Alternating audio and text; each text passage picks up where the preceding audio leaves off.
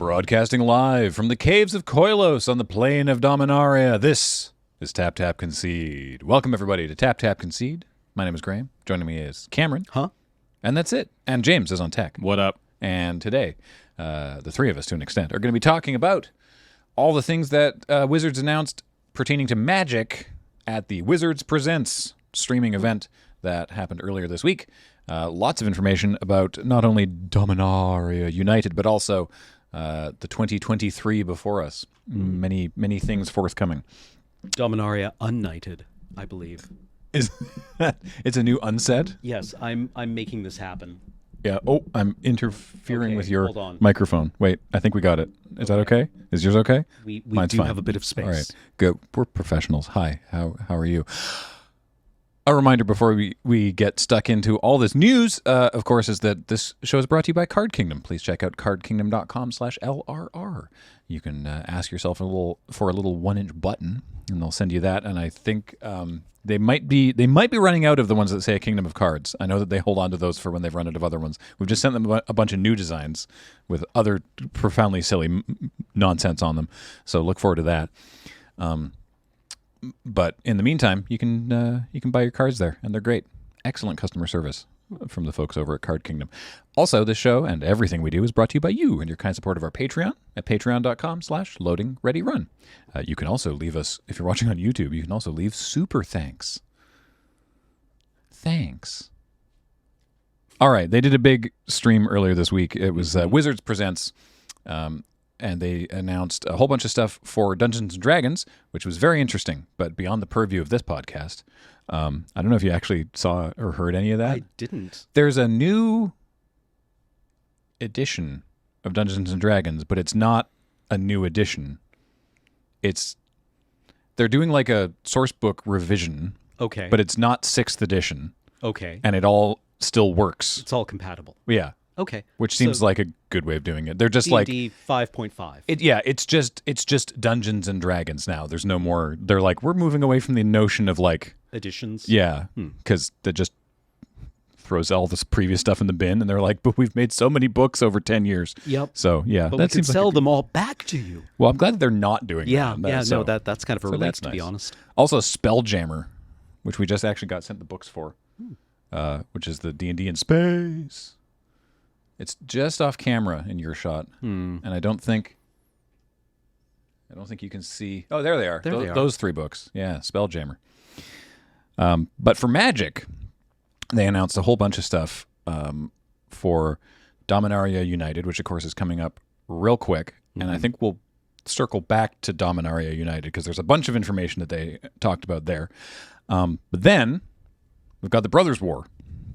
Which it says, Magic's story stays on Dominaria, but takes us back to its distant past for the devastating conflict between Urza and Mishra with the Brothers' War. So this is cool because it's like we knew it was called the Brothers' War for a while, but I've heard of it, but we've never seen it, right? Like the Brothers' War itself has never been in the set. Yeah, like really. We saw kind of like the aftermath in Antiquities. But yeah, never the actual event of it. Yeah. So that's the pre-release for that is November 11th. So you can assume that there's going to be a PPR about a week prior to that. This is interesting. At the pre-release, you get to they're doing the themed packs. Right. So much like we had most recently, they've been doing this for years, but most recently for New Capenna, you could pick, brokers or privateers or whatever. At the Brothers' War, you can choose Urza's Iron Alliance or Mishra's Burnished Banner. I don't know what that means. I assume 5-color versus Grixis. Ooh, that could be fun. Yeah, I don't know. They also announced the next several of the 30th anniversary promos, the ones with the holofoil stamp of sort of like one for every year of Magic. So Wall of Roots for 1996. Nice. 1997 gets Wood Elves. And 1998, Windfall, which I suppose is actually Windfall. Yeah. Is thematically connected in some way to the Brothers' War, isn't it? I mean, this is certainly... Well, it's barren. It's at the college. This would have been This was originally printed in Urza's Saga. Yes, there we go. But not with this art, I guess? Yes, with this art. Oh, okay. This is the original Baron printing right there. Yeah. I mean, Baron died when the Academy was destroyed. Which time? The last time. But he was father to, what's her name? The Navigator, wasn't he? Hannah? Oh, okay. On the Yeah. Weatherlight? That makes sense. That's about all we know about the Brothers' War at the moment. Is that it'll be out in November, and there's these promos for the in-store stuff. Also, it landing on Remembrance Day here in Canada, the pre-release on November 11th. Minute of silence for all the dead of the Brothers' War, I guess. There were as well. There were a couple other of the earlier promos. Sarah Angel. Yeah, we've talked about these previously. Oh, did we? On the some episodes back, but yeah, there was Sarah Angel, Ball Lightning, and I don't remember 95. Finn Hornelf. Or Finn Hornelfen. Yeah. Finn Hornelfen. Yes. Which is only in German. So that's interesting. Well, so they also then announced a bunch of stuff for 2023. So now we know that we have the sort of the MCU style roadmap. It's very closely modeled on that kind of thing, actually. Yeah, Kevin Feige coming out on Feige, I think it is. Feige, yeah. Feige? I believe it is Feige. I've only ever heard other people say it. I've only ever heard Feige, so that's all I've ever heard. Go. So, but yeah, I did actually see a Photoshop of him standing in front of the Magic roadmap, which is, it seems like an obvious thing to do. Yeah. So, Dominaria United, which we'll talk more about in a moment, we know that the Phyrexians are back. And, well, they've been back. They've been creeping back for a while, but now they're very much back in Dominaria. And then we're going back in time. But what's happening with that? Well, not sure exactly where the story's going to go, but we know that the next set, the first quarter 2023 set, is called Phyrexia, All Will Be One, which I assume takes place on what is now just, I guess, Phyrexia, formerly Mirrodin. So that's fascinating. All we have from that is a piece of key art of Elish Norn by Magali Villeneuve that looks amazing. Yeah, finally, Magali Villeneuve doing Elish Norn. And everybody liked that. Yes. Then, in the second quarter of 2023, is the sort of the culmination of that story, we've been told, which is called March of the Machine. And it does... We don't have a good way of displaying it here because of the way that the aspect ratio of the card thing, that we can't really show you the logo for this, but it is the most... Like it looks like MCU. A Marvel movie. Yes. Yeah. Just the font choice, the angled block letters. Yeah, it really looks like Avengers Endgame or something. March of the Machine. It's got like the phi, the Phyrexian symbol, and the O of, but like the whole graphical treatment of this logo is like, wow, that's it's very Age of Ultron. I think is the one that immediately like. Yeah. I guess War of the Spark did not deliver the Avengers Endgame catharsis did not deliver on the promise of the Magic Avengers Endgame thing. So this is now, I guess, their attempt at that. Yeah, we are going to have the Avengers Endgame story arcs will continue until morale improves. Yeah, to the extent that because we saw this thing on the roadmap that they had talked about how when they showed the original roadmap earlier in the year without naming any of these sets, when they were still using all of the code names, there was this thing that was like, I don't know if it was lacrosse or off-roading or whichever one it was, but it was like that, and then it was like, then lacrosse epilogue, and it's like, that's weird. I wonder if that makes it feel like this Dominaria United story is going to be going for some time, and that is the case, because then after that is something called March of the Machine, The Aftermath, which looks even more like a Marvel movie at this point. And it's just, how will Magic change? Once the dust settles, we'll take a closer look with March of the Machine, The Aftermath, a small set release providing an epilogue to the events, tying up loose ends of an incredible story arc. So that's interesting. That's new. That's not something they've done before. Yeah, a small set. Just to sort of be like, I guess so that because This is something Magic has always sort of struggled with, especially once they started actually, trying to care about the story, is that the sort of the narrative development happens during spoiler season, because that's when we don't know all the details, right? But when the set comes out, you have cards representing things at every part of the story, and it's non-linear. Yes. Because you just have you've got 300 cards, right? And so you've got stuff that's happened earlier and then later, and everything is resolved across all of these cards. And they started sort of highlighting sort of story spotlights and that tied in with the web fiction and everything. But you have all the beginning and the middle of the beginning, the middle, and the end all in front of you. So, as soon as all the spoilers are out, you have complete information on how everything went. Yes. And so for this, they've decided, no, we're gonna hold off on the sort of the aftermath. We're going to hold off on exactly how everything settles out until later, so that it's not everything is going to be revealed in this March of the Machine set. Which narratively is, I think that works. Yeah, it's very interesting. But it's they must have something big planned. I guess so. Death of Jace. Come on, one time, finally, just kill him. So, looking forward to seeing whatever that is. After that, the sort of the deep breath of fresh air reset plane, as it was after War of the Spark. Am I remembering this wrong, or wasn't actually? Yeah, we're going back to Eldraine. I'm hoping this Wilds of Eldraine turns into Garruk and Oko's bogus journey of them just wandering through the woods, being complete and enormous assholes to everyone. That sounds great. Yeah.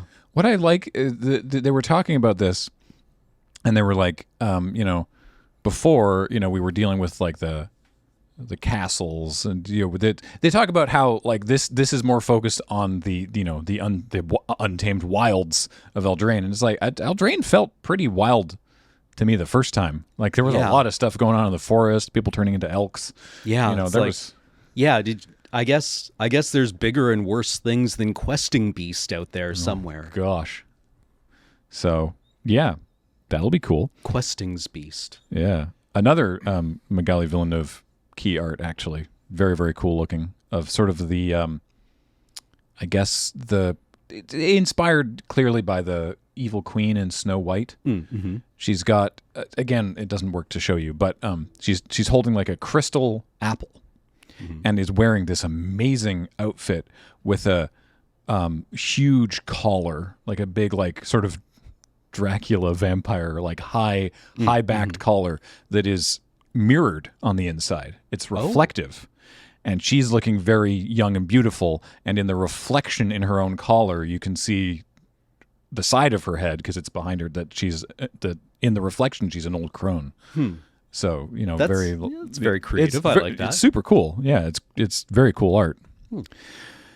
Then, where are we going after that? We're going back to Ixalan. Yeah, Caves of Ixalan. The Lost Caverns. The Lost Caverns. Yeah, the Lost Caverns of Ixalan. So, yeah, we got, merfolk, pirates, dinosaurs. Come on, Colossal Dreadmaw. I don't know. Yeah, I think Ixalan, I get the impression it's not looked back on fondly. Yeah, it felt like it had fun narrative elements with Jason Vraska. Yeah. But otherwise, it just never came together in draft for me. It never quite felt good. I was okay with the draft. It was all right. That was the last multi-set draft. Oh, right. Right? When they did, because it was Ixalan and then Rivals of Ixalan, and then that was the one where they wrapped up doing that just as they were solving how to make that draft less of a pain, right? Because they did this is where the joke with Colossal Dreadmaw started, because they printed Colossal Dreadmaw in both of those sets, because there was a handful of cards they printed across both of those sets to make the draft more consistent, right? Like the Conquistador and Sailor of Means and one in black and one in red, I think. But then Dreadmaw also got printed in the core set of that year, and then it was just like every set gets Dreadmaw. This year, this time, no Dreadmaw. No. I'm calling it. They're going to cut Dreadmaw out of spite. Like, we printed too many Dreadmaws, and now we're printing not enough Dreadmaws. Only if they replace it with Meandering Tower Shell. Ooh. So, yeah, no, I am keen to return to Ixalan with sort of. I mean, I wasn't even that down on it originally, but I admit that it wasn't like, it's not like looked back on as an all-time banger of a draft environment. So I'm excited to see what it looks like with the current design philosophy behind it. Mm-hmm. Could be interesting. I mean, there's two things that I want. I'm just quickly going to jump in. One, please. I think having only one set of Ixalan will probably help. Probably. I think that's going to be a bit more focused. I think that will work in its favor. Mm-hmm. Two, something that you didn't mention there, Lost Caverns of Ixalan is winter 2024. What? Yeah. So it says in the fourth quarter of 2023. I'm looking at the slide with everything on it, and it says winter of 2024 because unlike the last couple of years where we've gotten to a fall and early winter set we are with this year, like we did last year with Innistrad, next year we're getting 2 sets in spring, right? With March of the Machine and then March of the Machine, the Aftermath. Right, those are both because Phyrexia is I guess winter because it's January or February. It'll be January probably. And then 2 in the spring. Interesting. 2 in the spring. Then Wilds of Eldraine is listed as the fall of 2023, which means it'll probably be the September set. Oh. But then there's no November standard set next year, which is fine with me for various reasons. Is there no core set? No, there's no core set. Interesting. So so that means there are 4 standard legal sets coming next year, which has been the norm. Okay. Right? Yeah. So neat. Again, I mean, I'm just looking at the slide I see here, but they have Ixalan at winter of 2024. So that to me says that's January's of 2024. Because otherwise, then we do get 5 standard sets, which seems like too many. Too many. Too many. So just wanted to point that out. Cool. But there's more. There's some non-standard malarkey releasing in 2023 as well. I'm pretty excited for this. Dominaria Remastered.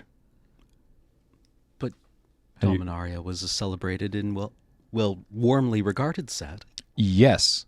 But what this is, so they've done Time Spiral Remastered, right, where they took cards from all 3 sets in the Time Spiral block and sort of curated it down into a newer draft format. Or on Arena, there was Amonkhet Remastered, which was from the Amonkhet sets and into a sort of a similar way.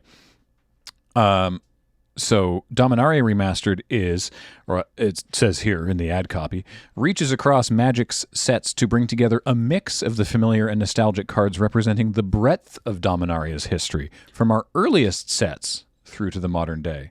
So it's basically any set that's taken place on Dominaria is open season to have cards included in this.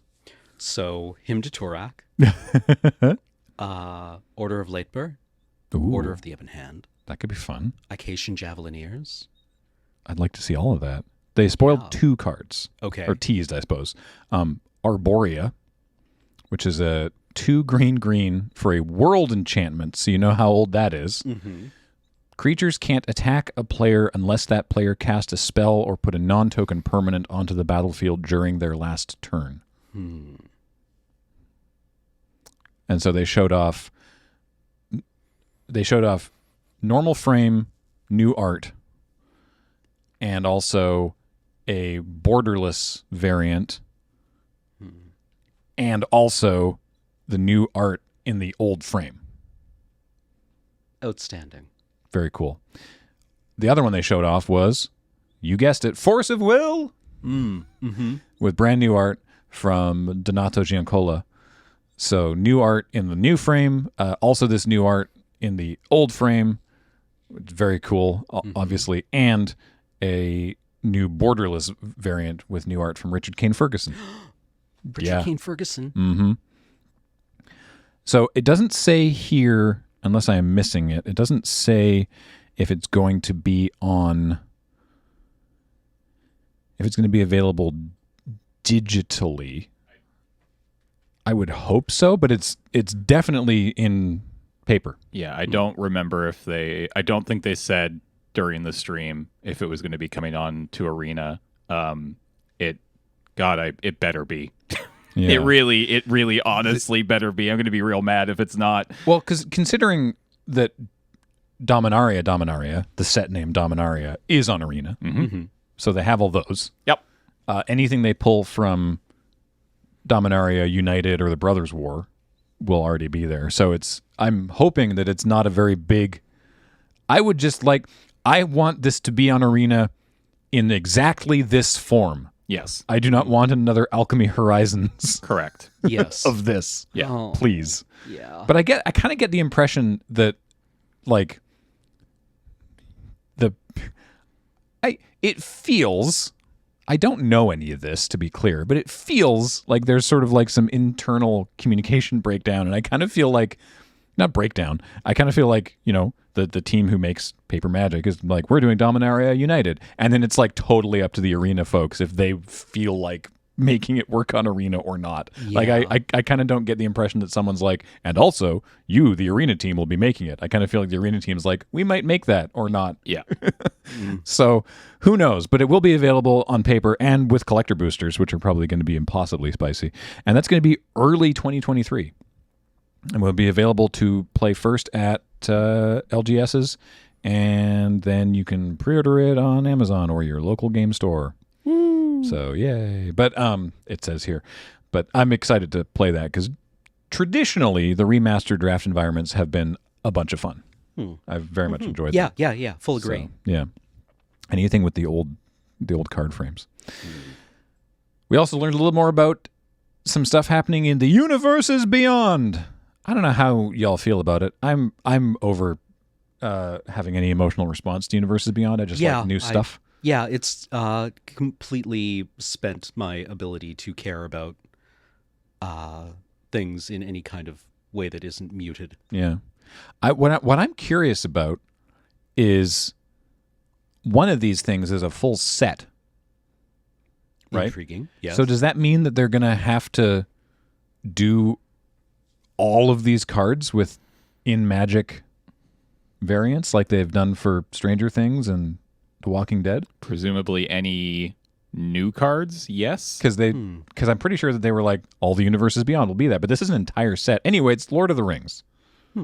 Mm-hmm. We knew this was happening. This was not a fresh announcement of this happening, but there's just a little bit more detail about it, because this is indeed a full set. So it's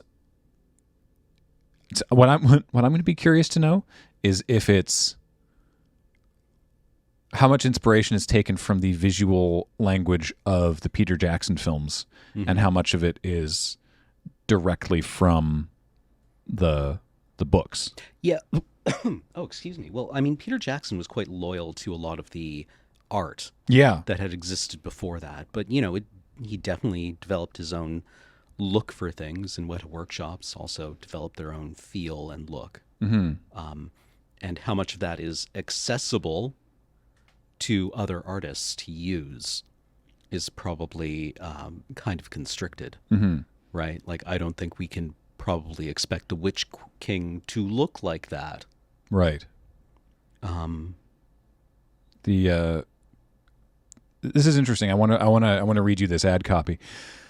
We are unabashedly excited for The Lord of the Rings and for the vision of the timeless stories that we've worked so hard to bring to Magic in partnership with the people at Middle-earth Enterprises, which I guess is who's in charge of Lord of the Rings these days. The look and feel for the world, the characters, the weapons, the locations, and the story moments are going to be intimately familiar, yet fresh and relevant for a wider audience. The folks at Middle-earth Enterprises take their roles as stewards very seriously, and every decision about characters has been made with deep reverence to the original. With that in mind, together we set out to make a set that follows two guiding principles. Look forward to some angry YouTube videos about what I'm about to say. Diversity. The Lord of the Rings is about different peoples of Middle-earth coming together to fight Sauron, finding strength in their diversity. We want to make this appealing story fresh and relevant to an even wider audience. So you can tell right now that it's like that. What this sentence says to me is, hey, all of you people who got absolutely mad that the Amazon Prime series Rings of Power dares to have people with melanin on screen, you're going to be angry at this too. Yep. Kick rocks. Yeah. Like I don't see any reason to put that out there other than like to prime people with like, there's going to be people of color in this set, and you can effing deal with it. Yeah. Their second tenet is originality, which is interesting. It says the goal of the set is to express the story and setting of Lord of the Rings in Magic the Gathering. Countless prior efforts have painted vivid pictures of this world, but our goal is a modern take on the works of Tolkien, lovingly crafted for a new generation of players and fans. I have no idea what that means. I mean, yeah. I assume it's just like the Balrog might not look like what you think the Balrog will look like. I mean, they showed key Except art. They showed the Balrog. Yeah, I was going to say, all the key art they showed yesterday during the stream led me to believe that they are not just going off of the trilogy, which is good. And I think that I have to imagine that was like number one on their list of things to not do. Yeah. Yeah. I mean, sure, why not? I mean, the Balrog does look pretty sweet. Balrog looks very Balrog-y. This is also Magali Villeneuve. I guess they're just like, Magali, we need so much key art. They also showed off, these like panorama things. So they've done this before in Magic where like 2 or 3 or even 5 cards, if you sort of put them edge to edge, will make kind of a panorama. Mm-hmm. And then in Unstable, the contraptions. Yes. There was a couple different sheets where 9 contraptions would make one big piece of art or whatever. Yes. So they've done that with like, I think they said 18 cards to make more than one. There's more than one of these in the set, but the one that they showed off is the Battle of Pelennor Fields outside of Gondor. Mm-hmm. That's this wide shot that is comprised of art across like 18 different cards put together in like a big wide thing. Yeah. Okay. Awesome. Sounds super cool, but it's like, wow, that's a lot of work. I hope that artist got paid for every one of those individual cards and then extra for making that work. Because it does make the composition of the full piece, I mean, unfocused, I suppose, is what naturally would happen. But being able to make that many different cards all sort of work together in a way that does blend across and make a big panorama, that's tough. Mm-hmm. So yeah, Tyler Jacobson with the key art for that. More universes beyond that we knew about. Mm-hmm. They talked about Warhammer 40K. We know a little bit more about that.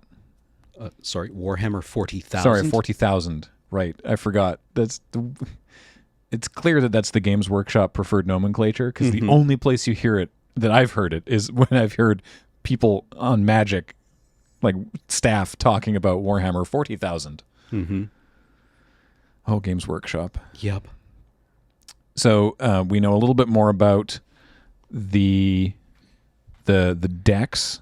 We saw art for, it doesn't say on this thing, Lady, what's her name?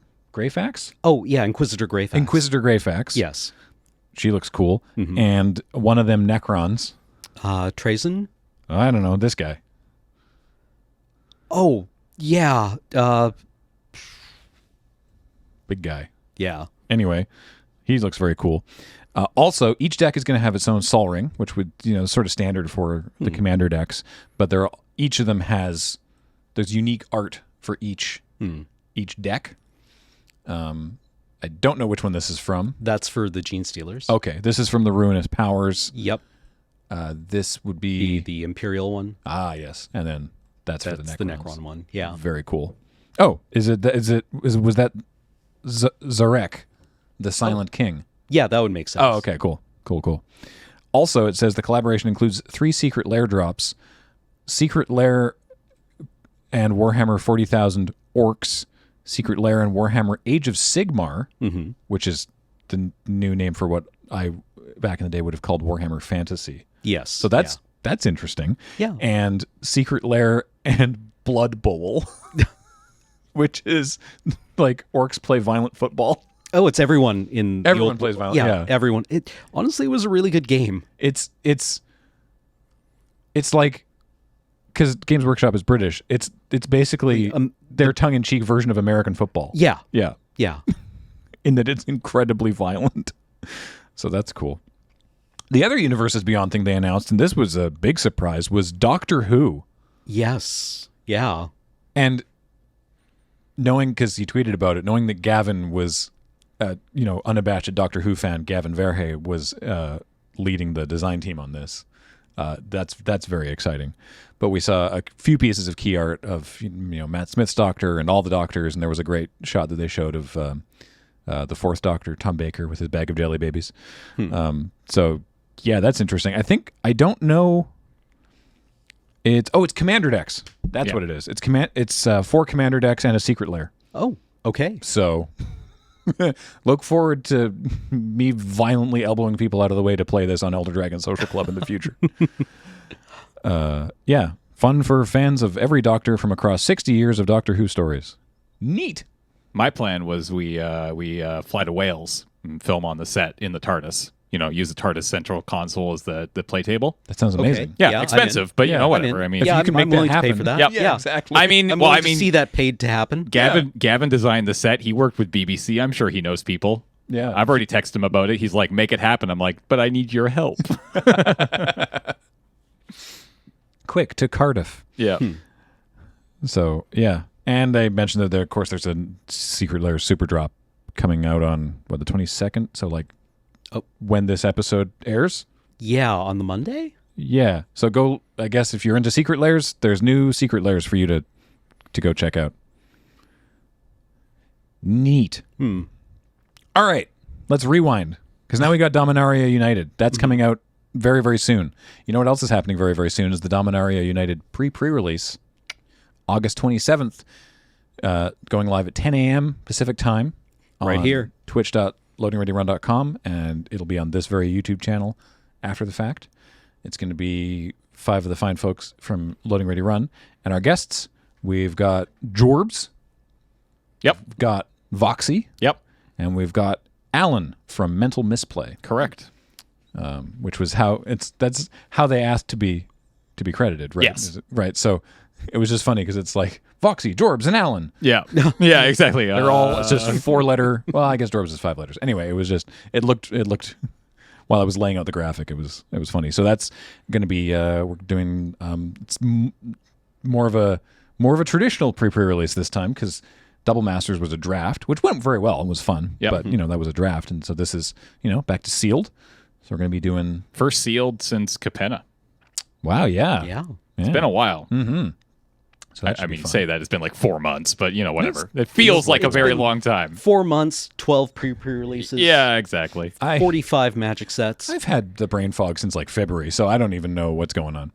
I'm drifting through negative space. It does feel that way. So they've revealed a bunch of fun stuff from Dominaria United, including a bunch of the mechanics. I assume all the mechanics, but I don't exactly know. So, hey, let's talk about them. Domain is back.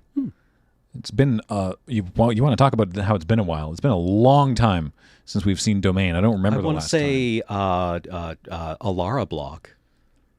Was it in Alara? That would make sense. It was definitely in a reprint set. It was in one of the Modern Masters had Domain. Okay. That's what I'm thinking of. Right, yes. One of the first 2 Modern Masters had Domain because I remember losing games to trump the Domains, which was the Overrun. The Domain Overrun. Domain Overrun. Nope, doesn't work. Doverrun. Nope, it's bad. I don't know when we last had Domain, but basically it does a thing for each type of basic land you have. Here's an example. Territorial Morrow, which is funny. 4 and a green for a star elemental. Territorial Morrow's power and toughness are each equal to twice the number of basic land types among lands you control. So if you only have forests, this is a 5-mana 2/2. But if you've got a forest and a swamp, it's a 5-mana 4/4. If you've got a third basic land, it's a 6/6. So yeah, Domain, basically anything with Domain gets better the more basic land types that you have. I'm trying to think of another one that they showed off. Nishoba Brawler is another one they showed. 1 and a green for a star 3 cat warrior with trample. And power is equal to the number of basic lands. There's also spells that use them. Oh, actually, we saw one. Herd Migration. Is this a reprint? I think it is. Isn't it? Maybe not. Herd Migration. 6 and a green for a sorcery. Domain, create a 3/3 green beast token for each basic land type among lands you control. Or, for 1 and a green and discard it, so basically channel. Search your library for a basic land card, reveal it, put it into your hand, then shuffle, and you gain 3 life. So early in the game, this can help you smooth out your domain. And then, 7 mana, make 3 beasts. 7 mana for 3/3/3s, not bad. Yeah. 7 mana for 4 or 5 3/3s, very good. Yeah. So that's sweet. That's not a reprint. Cool. Well, it's a good one. There's a new combat mechanic kind of called enlist. So we saw yes, the banding. Yeah. Not banding. Yeah. They figured out a way to sort of harken back to banding in a way that's not silly. So Guardian of New Benalia, they showed off 1 and a white for a 2/2 human soldier with enlist. I'm going to read the other stuff first. Whenever it enlists a creature, scry 2. Cool. And you discard a card to give it indestructible until end of turn and tap it. But presumably it's been attacking at that point anyway. So enlist says, as this creature attacks, you may tap a non-attacking creature you control without summoning sickness. This is the first time, I think, since Unlimited that they've used the word summoning sickness on a card. Because I think you're right. It's never been an official game term. They're always like, So I think it was in one of the old rules, one of those little teeny rules books that you used to get in the starter decks. Yeah. Where it's like, some players refer to this as summoning sickness, but it's never been to my understanding, I could be wrong, that it's never been an actual official part of the rules terminology. But I think that's interesting that it can't be a creature that you've cast that turn. When you do, add that creature's power to this creature until the end of turn. Yeah. So if you've got this and a bear, you attack with this, you tap your bear. This is a 4/2. But this one's a 4/2. This is a rare, by the way. This is a 4/2 that you can make indestructible by discarding a card. So that's cool. There's no madness in the set, so you don't get value for discarding a card, but presumably there's other stuff. This is an interesting one. If we look at the card Impede Momentum, is 1 and a blue for a sorcery. Tap target creature and put 3 stun counters on it. Oh. So we've formalized this kind of thing. I don't know if this is going to be a deciduous mechanic, if they're going to mention if stun counters are just a thing that exists now, or if this is only for this set. But if a permanent with a stun counter would become untapped, you remove a stun counter instead. Because Frost Breath. Yeah. Is this is a codification of the tap something and it doesn't untap during its controller's next untap step. So, but in this case, there's 3 of them. So it's all right, tap that. It's tapped now, and it's not going to untap during your next 3 untap steps. Yes. This seems... Yeah, I would play this. It seems like a very aggressive card, actually. Honestly, yes. You get to really make a creature not block for a long time, or just not hit you for a long time. It could be... I guess it operates in both spheres. You will find your momentum is quite severely impeded. I'd be curious to see if this does replace that effect, because it does. This does feel significantly more powerful, because there are ways, obviously, to interact with counters. Ooh, proliferate. Proliferate. Yes. I don't know, cast doubling season, or have doubling season when you do it. I don't know. It would be interesting. I would imagine that if we do see stun counters carry forward, we'll still see cards like Frost Breath. Probably, just because it feels like there's room for both, but I guess we'll find out. Yeah. No, that's a really good thought. Also, you scry one with this card. I forgot to mention that. Yep. Like a good scry. Yeah. Yeah. Kicker. It's Dominaria. Yeah, gotta have kicker. Gotta have kicker. Gotta have Everyone loves kicker. What do you want to, which kicker card do you want? Archangel of Wrath. Oh, this is a spicy one. So 2 white for a 3/4 with flying and lifelink. It's an angel. Cool.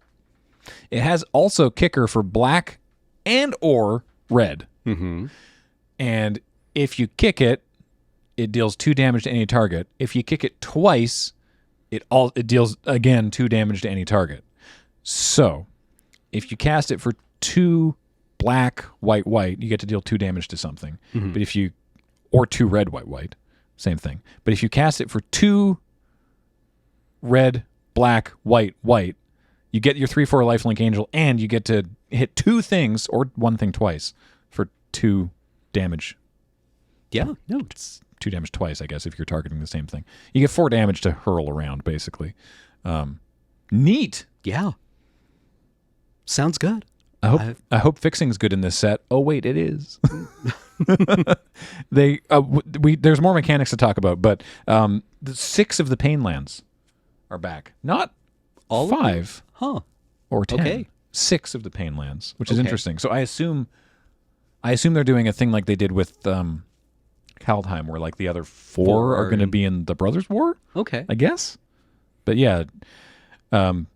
And also these have full borderless versions, which is sweet as well. So Adarkar Wastes, Sulphurous Springs, Karplusan Forest, Sheevan Reef, Caves of Koilos, and Yavimaya Coast. Because these are all these all take place on Dominaria. Like the names are all Dominaria and everything. Right. Oh no, the poor devil that was in the Sulphurous Springs. I recognize this immediately. I love that. What an amazing callback. The Sulphurous Springs. So this is new art for Sulphurous Springs with this like skull of some sort of horned beast there, because the like original art for Sulphurous Springs, which I believe was Phil Folio. Yep. Has this like random smiley devil demon creature just like chilling out in one of the Sulphurous Springs like a hot tub, seemingly unaware that sulfur not great for you, and now they're just a skull. It's good for your bones. Yeah. It's such a good callback. I love that so much. He died doing what he loved. Here are the full art, by the way. Ooh. The full arts are very nice looking. Oh yeah, the Caves of Koilos has a big like Yawgmoth. The portal. What's it in it? Yeah. Big mountains in the Karplusan Forest. I love that both variants of the Sheevan Reef have the camera. Yeah, in the waves. So you see above and below the water, which is very, very cool.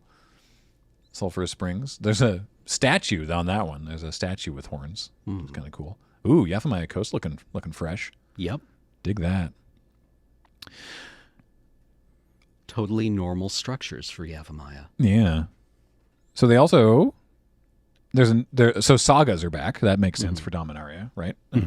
Because also there's a lot of stories.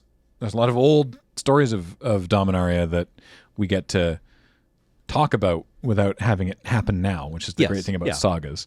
So they showed off the phasing of Zalfir, for example, with a new mechanic called Read Ahead. Indeed. So this is fascinating to me. So Read Ahead, the reminder text says, choose a chapter and start with that many lore counters.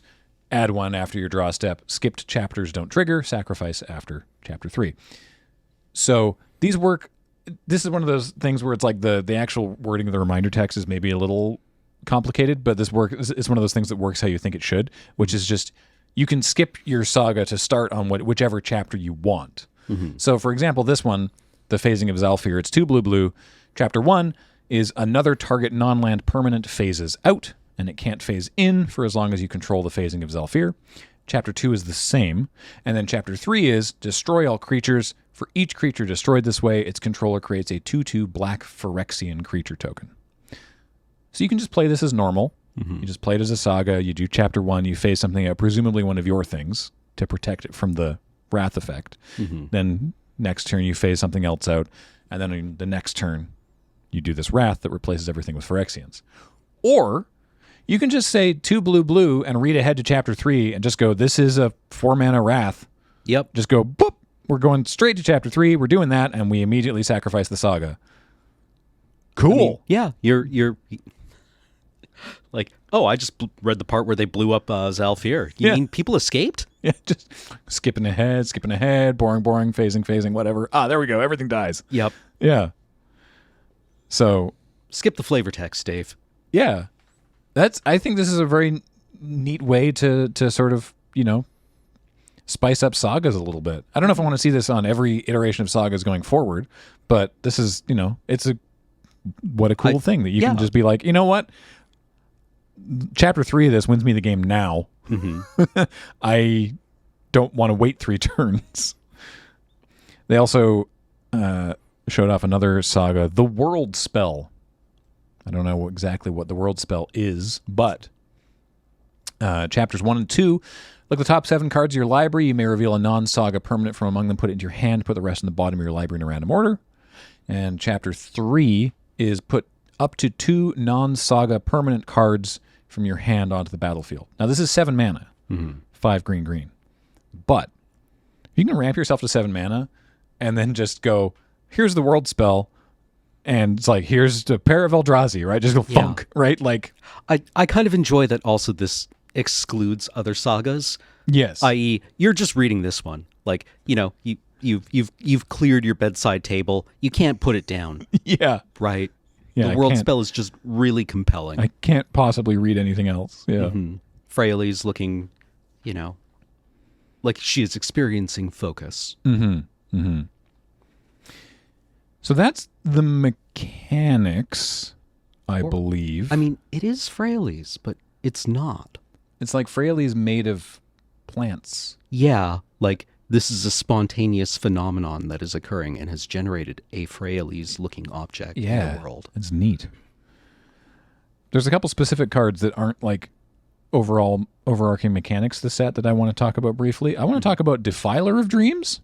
Okay. So this is a Phyrexian Sphinx, which is a terrifying type line anyway. 3 blue for a 4/3 flying Sphinx. Consecrated Sphinx was fine. Yeah. Basically what this does is it lets you pay Phyrexian mana for anything.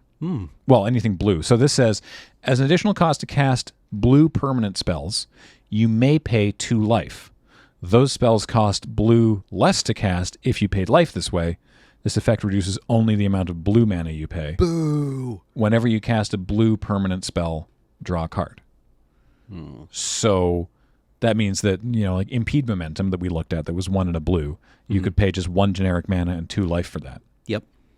Also, that's not a permanent, so you wouldn't get to draw a card off it. But yeah, this basically turns any blue mana pip into Phyrexian mana. That's powerful. Yeah. I feel like this is gonna do stuff. This was a mistake. Yeah, this is going to be looked back to.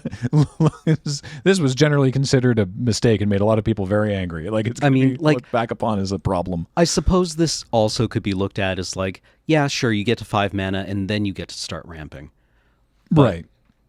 I mean, this seems like it could be fun with the Dome. Etherflux Reservoir? Yeah. Yeah. Oh, yeah. Oh, I like that. I like that a lot. Mm-hmm. That's very cool. We got to see a new Sheldred, who is called... So she's called Sheldred, the Apocalypse. And the abilities are maybe not like... Maybe they don't feel apocalyptic, but this seems like such a tight little design package on this card. Yeah. It's very efficient, which I like. Mm-hmm. It's 2 black for a 4/5, which is already very good for black statistically. Death Touch, nice. Whenever you draw a card, you gain 2 life. Whenever an opponent draws a card, they lose 2 life. That just feels very clean. She's doing black card draw wrong. Yeah, wait, hang on. Hey, these are backwards. Hurt. Yeah. Can we get these flipped around, Surely please? This is supposed to hurt me. Yeah. Gavin, come on, man. No, that seems very, very cool. And there was, as you could see, there's a stained glass treatment to a bunch of cards. That's the sort of the showcase treatment. So there's a lot of cards that have a stained glass variant. Sheldred in specific also has a Phyrexian variant with the Phyrexian text. So that's cool. Correct. There's also 5 different variations of this Ajani. So Ajani, Sleeper Agent. Yeah, at the end of the presentation, there was like the one more thing, and there's like this little teeny teaser clip, this like 30-second clip, where we find out that Ajani has after Tamio in Kamigawa Neon Dynasty, that Ajani has been completed by the Phyrexians. No, Ajani, why? Although I did see, my favorite comment on this on the Magic subreddit was just this all caps comment of like Elspeth Rip Roarin' Revenge Tour, let's go. Yep. So Ajani Sleeper Agent, much like Tamio, completed, which means that there's Phyrexian mana in his casting cost. So it's 1 green, white, and then a green-white hybrid Phyrexian mana, which means you can spend 1 green, green, white, 1 green, white, white, 1 green, 2 life, white. I think those are the options. Anyway, to get this Ajani. So 4 mana or 3 mana and 2 life for 4 loyalty.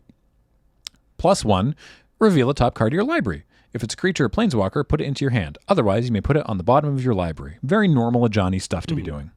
Nothing's wrong with Ajani. -3, distribute 3 +1/+1 counters among up to 3 target creatures. They gain vigilance until end of turn. Oh, heck yeah. That's Ajani all the way down. It's Ajani. He's fine. He's okay. He's normal. This Love is it. normal Ajani. Yeah. -6, you get an emblem with whenever you cast a creature or planeswalker spell, target opponent gets 2 poison counters. Ajani? What? Ajani? What? What Johnny, buddy, are you feeling okay? What's that? Oh boy.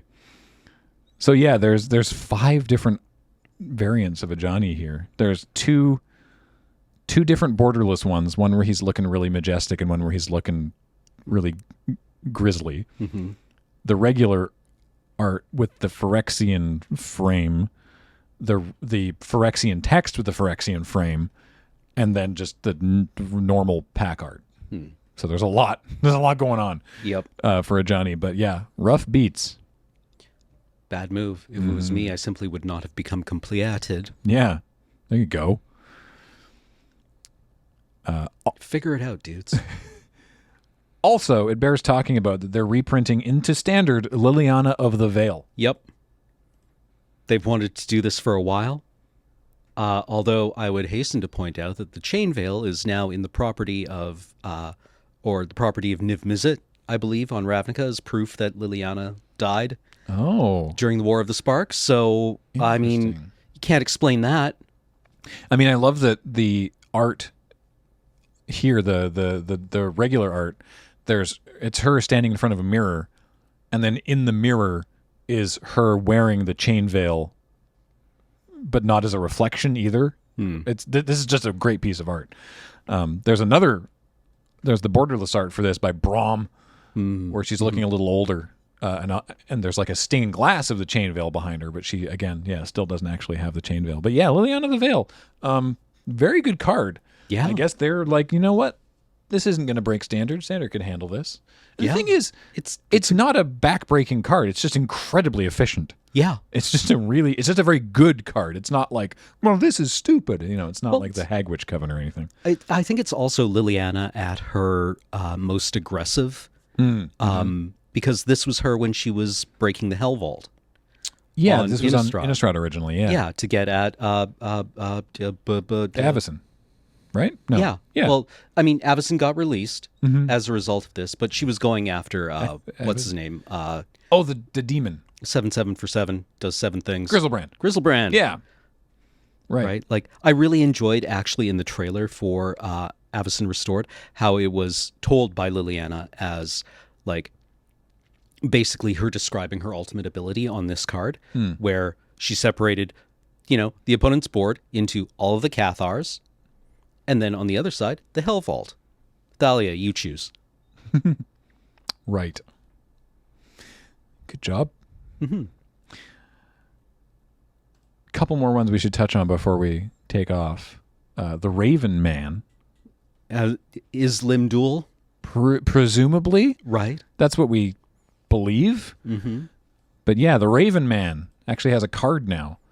1 and a black for a 2/1 human wizard. At the beginning of each end step, if a player discarded a card this turn, create a 1/1 black bird creature token with flying. It says this creature can't block. And then for 3 and a black and tap, each opponent discards a card, activate only as a sorcery. The Raven Man, he make birds. He's probably Limdul. Probably. Yeah. Statistically speaking, it's very likely that he's Limdul. Does that mean anything anymore? I don't know. Probably not. I don't know. Yeah, I can just see the big reveal. It's like, and it was me, Limdul, the whole time. And you're just like, oh, I know you from your vault. Oh, from like the vault? You know about my vault? You know nothing of my vault. Also, braids is kind of, well, not really braids, but kind of braids. A A memory of a nightmare of braids, which is to say the creature type nightmare, which is very cool. Braids, comma, Arisen Nightmare. 1 black for a 3/3. At the beginning of your end step, you may sacrifice an artifact, creature, enchantment, land, or planeswalker. If you do, each opponent may sacrifice a permanent that shares a type with it. For each opponent that doesn't, that player loses 2 life and you draw a card. Neat. Yeah. Also, the stained glass of braids looks amazing. I don't know if James has that one. I set you up for failure there. Oh, there we are. Yeah. So she looks like she's having fun. Braids always looks like she's having a great time. Braids always looks like she's just having the best time. She always looks like, I think it was Alex who years ago described her as looking like the girl in elementary school who was always like trying to get you to play the game where she could see how close to your eye she could hold a knife. Wow. What a specific... I know, right? Like, I never had that experience, but I had analogous ones. So, yeah, very cool. And there's a bunch of other cool stuff. Yes, I have seen the Tree Folk. I'm excited about that. There's a green-black Tree Folk. There's, Squee and Joyra and... Yeah, the gang's all back together. Yeah, I'm sure everything will be great. They're going to go and have an adventure. Everything's going to be awesome. Just really quick, I will say, so this is Limduel, the Necromancer. Oh, yeah. From Time Spiral. Oh, yeah. Okay. And you'll notice that I feel like they did a pretty good job of doing the beard, pointing out the beard there. Yeah, Raven. There's like the light is highlighting his beard. Yeah. Yeah. Feels like that's probably Limduel. Nobody else has a white goatee nearly as pokey as Limduel the Necromancer. He must be the Raven Man. Limduel from off camera. Caw-caw. Game, set, match. Yeah, Dominaria United's looking pretty cool. Yeah, I'm for it. I'm excited by it. I am looking forward to playing new Magic cards. Yeah. And you can do that, or you get to do that, and you can watch it coming up this Saturday? Yeah. Holy moly, yeah. August 27th. This Saturday. Tune in, 10 a.m. Pacific. It's going to be, like I said, Foxy, Jorbs, Alan, for mental misplay, Cameron, Adam, Kathleen, Ben, Wheeler. Is that accurate? Yep. Yeah, that's 8 people. That's enough for a sealed. Let's go. Very excited about that. And, of course, all the, usual pre-release malarkey that you will hopefully enjoy. Much content. Oh, yes. And like I said, it's going to be the VOD the VOD of the whole event and all the individual videos and whatnot will also be on this YouTube channel after the fact. So tune in for that as well. Hey, check out Elder Dragon Social Club if you hadn't. A new episode just went up with playing the Commander Legends Baldur's Gate decks, and those are sweet decks. And I tweeted about this. I don't know if you saw this. The analytics, the YouTube analytics. I was just like, I never really drilled down on them too hard, but I was poking around. And there's a thing where you can look at like what's the top moment, like the thing that people keep like going back to watch, or something that YouTube figures is like this is the part that really keeps people engaged with this video. And it highlighted the entire hour excepting the first and last 30 seconds. And it was like, nice, good job. This is the moment that's really keeping people watching this video. And it's like the whole video. And I'm like, cool. That's not a helpful metric, but thanks, YouTube. No, that's great. Feels good. Yeah. So it's a good episode. Go check it out. But for now, I want to remind you that you can get yourself some cards at Card Kingdom, a constitutional monarchy of cards. Yes. Buy your cardboard there because they're great.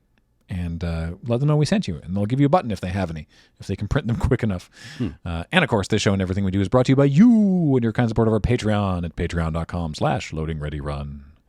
But that's your update on everything happening for the rest of 2022 Magic-wise and then into 2023. And so until next time, I have been Graham with Cameron and James on Tech. Yo. And Heather Gets These Online. And thank you all so much for listening and watching. We'll talk to you next time. Bye.